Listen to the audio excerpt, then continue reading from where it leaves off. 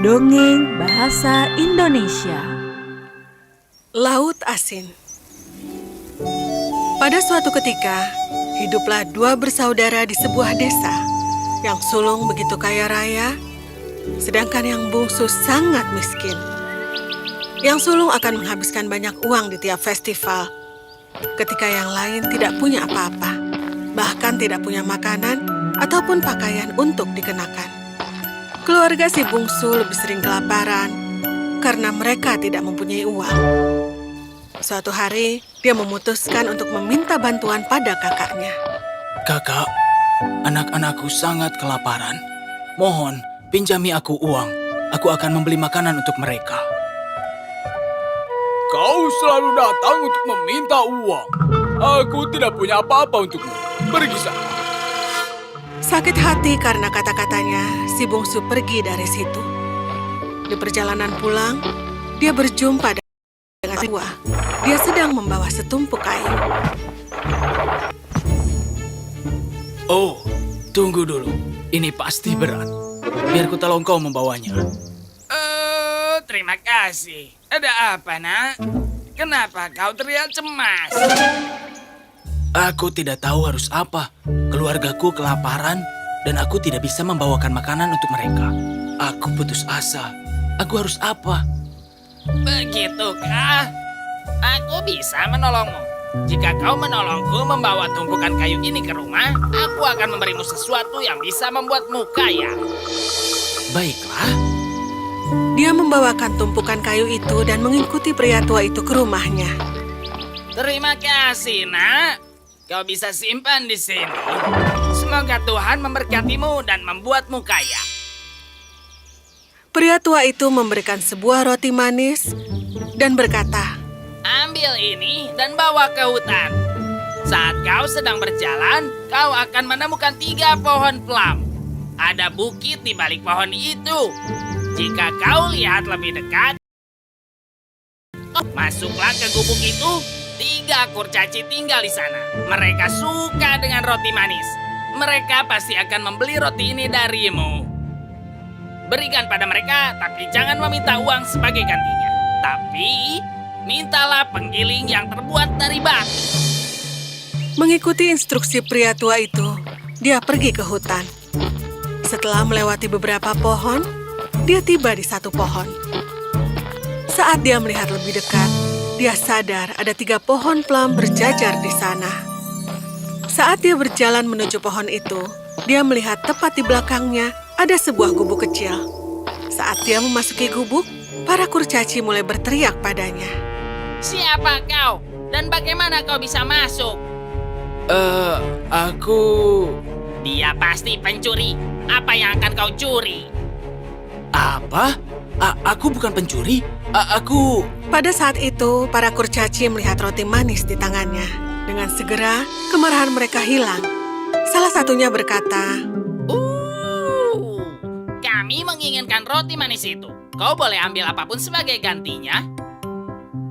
Baiklah, aku akan berikan ini padamu, tapi kau harus memberikan penggiling yang terbuat dari batu sebagai gantinya. Kami setuju. Tapi ingat, ini bukan penggiling yang biasa. Saat kau menggiling, ini akan mengabulkan segala keinginanmu. Dan saat kau selesai, tutupi dengan kain merah. Itu akan membuatnya berhenti. dia mengambil penggiling itu dari kurcaci dan kembali pulang. Saat dia tiba di rumah, dia melihat istri dan anaknya sedang kelaparan. Dengan cepat, dia meminta istri untuk menyimpan kain di lantai. Lalu dia menaruh penggiling di atas kain dan mulai menggiling. Penggiling, oh penggiling, berikan aku kari penggiling. Oh penggiling, berikan aku kari. Penggiling itu mulai membuat kari. Lalu dia menutup penggiling itu dengan kain merah, dan penggiling itu berhenti membuat kari seketika. Dia mengambil kain itu dan mulai menggiling lagi. Penggiling, oh penggiling, berikan aku nasi penggiling. Oh penggiling, berikan aku nasi. Dengan cepat, penggiling itu menghasilkan setumpuk nasi. Semuanya makan dengan lahap. Setiap hari, si bungsu meminta penggiling untuk menghasilkan banyak hal. tepung, kacang-kacangan, jawawut, dan banyak lagi. Lalu dia membawa semuanya ke pasar untuk dijual. Dengan cara ini, dia menghasilkan banyak uang. Lalu dia menjadi kaya raya. Dia membangun rumah besar untuknya dan keluarganya. Semuanya sekarang mempunyai pakaian baru. Semuanya bahagia, kecuali si sulung yang merasa iri pada keberhasilannya. Bagaimana bisa terjadi? Beberapa hari lalu dia datang untuk meminta uang. Dan sekarang dia tiba-tiba kaya. Ada yang salah di sini. Si sulung bersembunyi di rumah si bungsu untuk mencari tahu kebenarannya.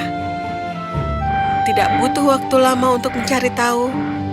Keesokan harinya, dia mencuri penggiling dan memutuskan untuk meninggalkan desa bersama keluarganya.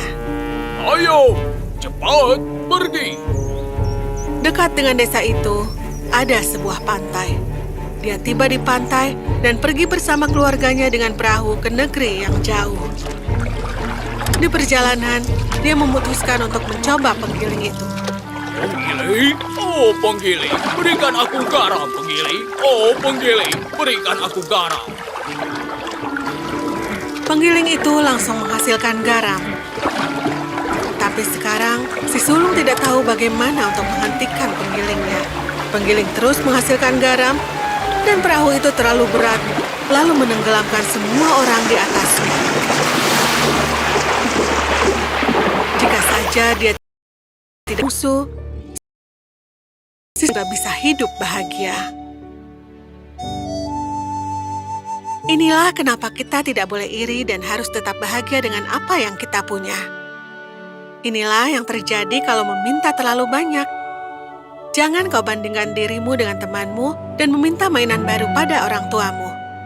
Atau bertengkar dengan temanmu karena dia memiliki mainan yang lebih bagus. Si sulung berbuat hal yang sama, dan kita lihat apa yang terjadi. Katakan, apa kalian akan iri pada setiap orang?